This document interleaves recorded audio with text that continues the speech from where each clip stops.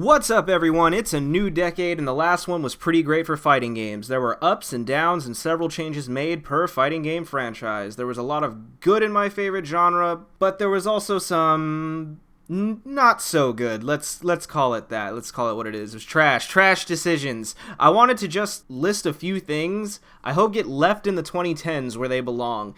These weird development issues that fighting games seem to do or kept doing, did more than once for some reason. I would love for them to stop doing them. So without further ado, let's just get this started.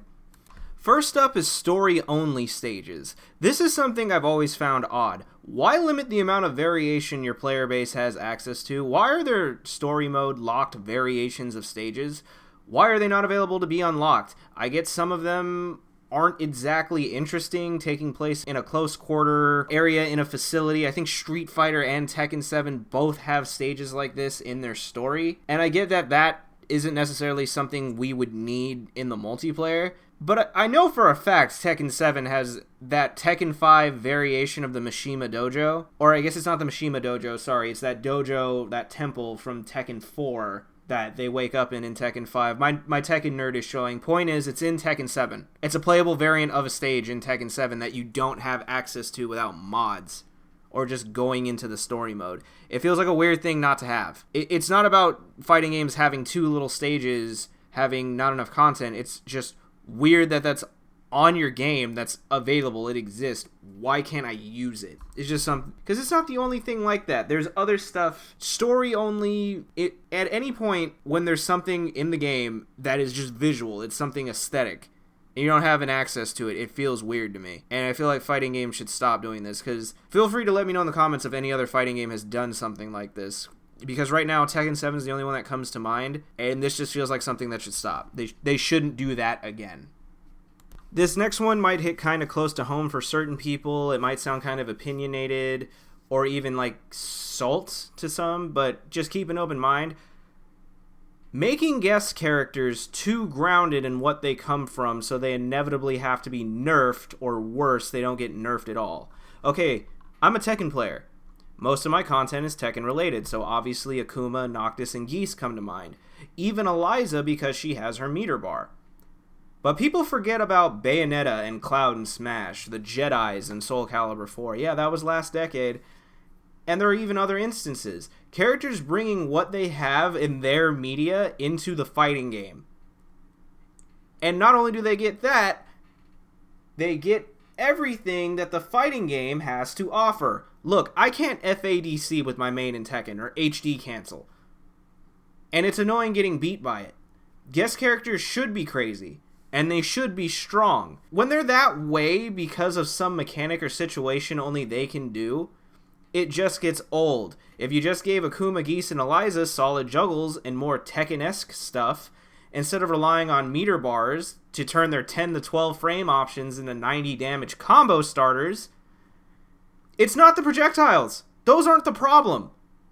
I prefer Noctis and Negan. Negan has a baseball bat. Noctis has several weapons. But at no point does Negan get to hit me, then press 1+2 or whatever, and then link into almost 30 more damage than my full 10-hit juggle string. It just feels like there was a whole team of guest characters in King of Fighters 14. And I was never frustrated when they showed up. You probably don't even know who I'm talking about, because granted, those guest characters aren't super popular outside of Japan. It's the team with the Samurai Showdown character on it. All three of those characters are different SNK properties. They're in King of Fighters, they're not a problem. In the NetherRealms fighting games, all of the guest characters have been strong. They've shown up in tournaments and done really well. But guess what? They're not strong because they're doing things other characters can't too. They just have good shit on paper. They just have good moves on paper. Their stuff works. Meanwhile, Yoda could avoid horizontal attacks just by standing. He had a standing... Was it technically a high crush because it's a Namco game, or was it just his hitbox was that stupid? Stop with that. Stop with that. They should be crazy. They should be strong. Akuma and Geese should have projectiles. But them landing a poke, and it does more than me landing a launcher that will make me launch back punishable. That gets old. That gets real old. I don't care how long it takes them to generate the meter. This next issue predates 2010. It started in around 2007, 2008, and that's having nothing to unlock or having nothing worth unlocking. This has so many non-FGC, non-competitive people losing their minds, but it's because if you go back and play one of the old fighting games from the PS2 era, you unlock stuff that makes the game worth playing for hours. By removing worthwhile unlocks, you remove one of the two great accomplishments in fighting games. The first is getting good at them, and the second is unlocking everything in them. There are completionists out there.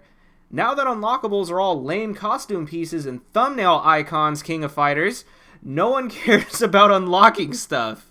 That feeling of having every character in every stage not because you purchased them, but because you earned them, that feeling's gone. Smash had how many characters in total?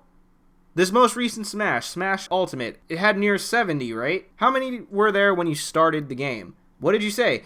Challenge accepted, and then you got the accomplishment of having that full roster, that giant roster. That felt cool. I liked doing that. I liked unlocking everybody, getting the random little fights. I thought that was great. And as for stages, stage unlocks actually weren't that prevalent back in the day, and when they were, it usually was a different variant of a stage. That could be a thing again.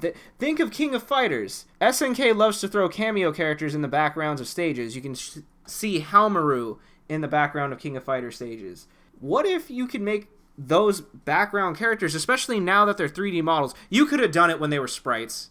You could have done it when they were pictures, but even now that they're 3D models, what if you had to unlock the cameo characters in the background? What if it just randomly, you playing, or if you did something a certain amount of times or beat the game with a character, the game just told you, hey, you've unlocked this character, will now show up on this stage. I think that'd be pretty cool. Tekken has day-night cycles in some of their stages and weather changes. Why not make those unlockable and just have multiple interchangeable versions? What if you hit random and you get Dragon's Nest in Tekken 7?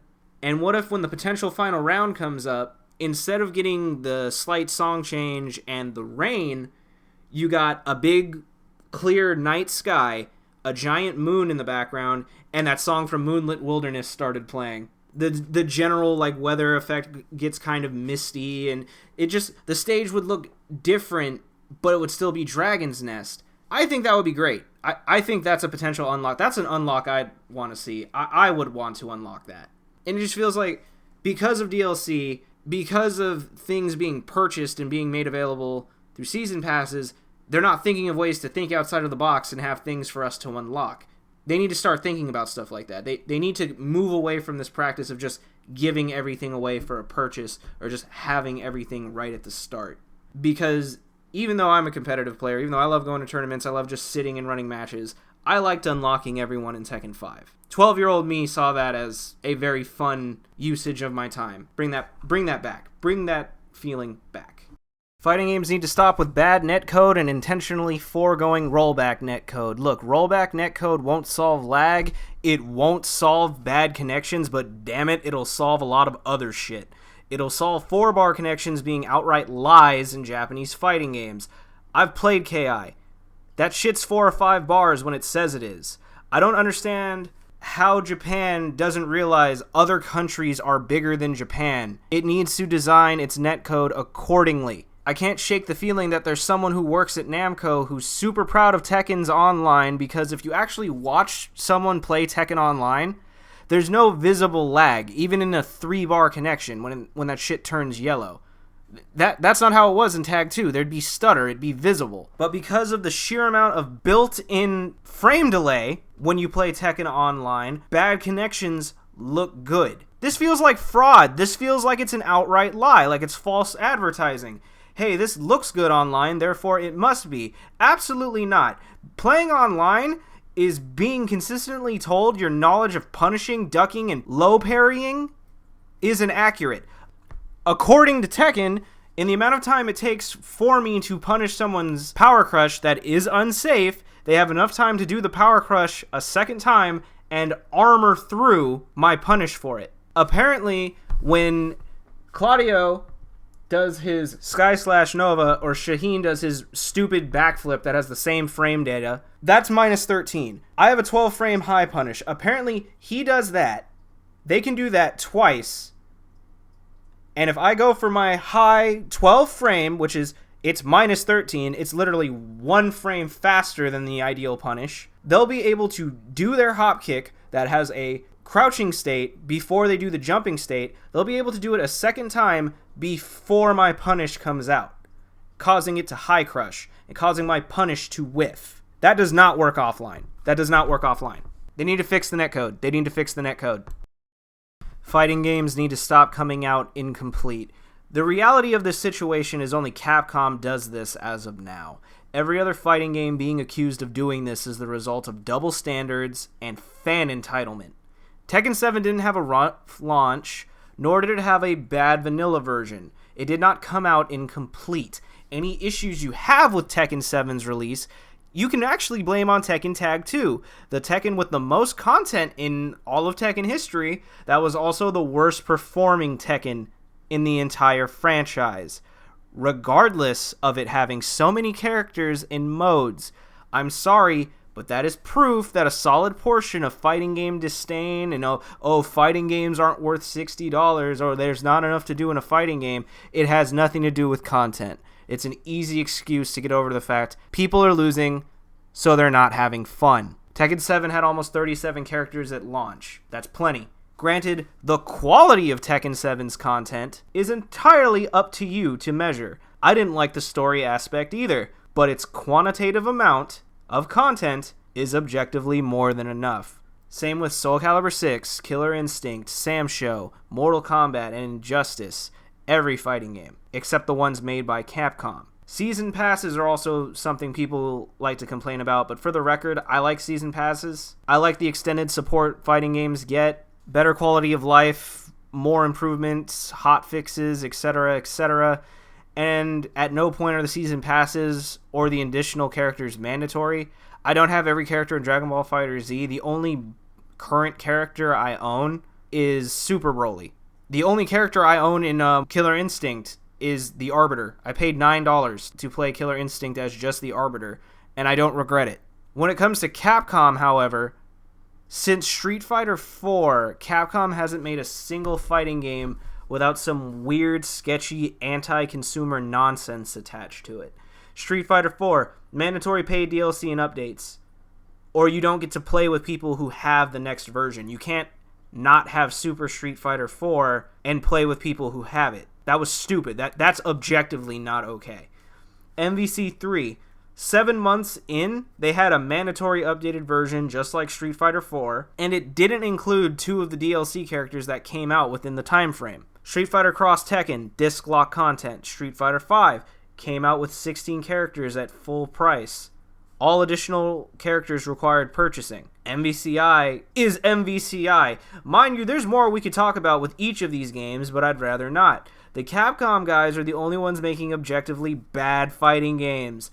Unfortunately, it would appear one bad apple spoils the bunch, because even though other fighting games perform better sales-wise and will actually show up at major tournaments, EVO, people see Capcom games as the representative of the DLC practices of fighting games. It's total bullshit, but regardless of opinion, everything shitty Capcom does, and has been doing since 2007, needs to stop. It's time. It's objectively been time since Resident Evil 7. That felt like the start of Capcom fixing and utilizing all of the shit that they own and making it better. But their fighting games still come out ugly, unfinished, and broken. It needs to stop. I hope you enjoyed this video, and if you did, feel free to like and subscribe. Also, exercise your right to an opinion with a comment. Is there something you want gone from the fighting game genre? Do you disagree with me and just want to write angrily, resulting in improper grammar? Feel free to do that as well. My name is K. Fenrir. This is always cool like that. Thanks for watching.